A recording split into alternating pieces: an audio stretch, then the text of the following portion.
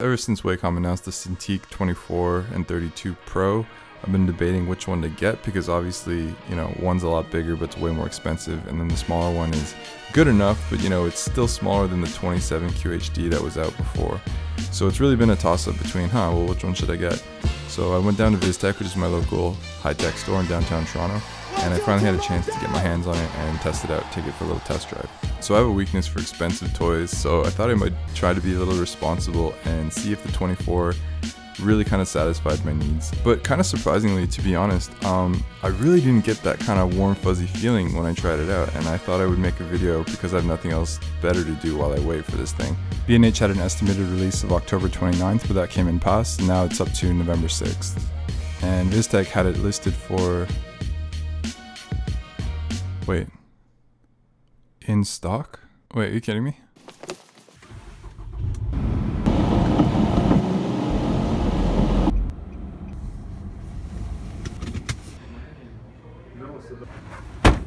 Yo, what's up guys? So I got my Cintiq 32 today, did not expect that. I was right in the middle of making another video comparing the 24 to the 32, and then I checked the stock, and magically they were in. So the day has finally come. It's been a long time waiting, it's been months. I actually sold my Cintiq 21 UX for about $800.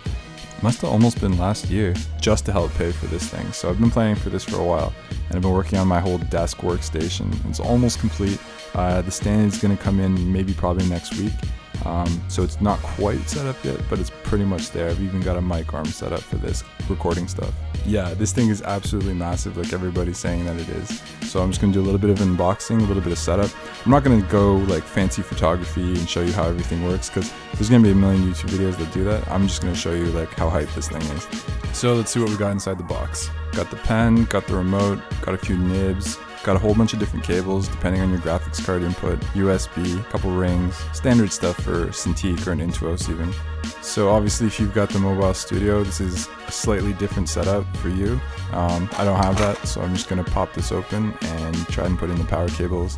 So it's a little bit different than I'm used to. I'm gonna take that piece off. And in the back there's actually two wire tamers, so it keeps things a little bit organized and funnels it through the center. Power goes in on the left, and then your USB and different kind of display inputs go on the right. I'm going to use DisplayPort because my GTX 980 can only support that. So let's boot this thing up for the first time. And it's absolutely wicked. And in case you're wondering, huge shout out to Joran van Hoorbeek. I think I butchered that name, but he's the artist behind this Blacksad wallpaper that I'm using. Absolutely wicked. If you don't know Blacksad, it's amazing. Check it out. My favorite graphic novel. And these little dots, just before anyone says anything, one of the things I was absolutely paranoid about was getting dead pixels. So I was like really scared. It so happens that this piece of work has little dust particles to kind of, imitate dust. They're not dead pixels, guys. They are absolutely fine. Okay, so that's just part of the work. So you set it up just like any other Cintiq. You got to do the calibration with your pen. I never really used the remote, but here it is. It's magnetic, sticks to the thing.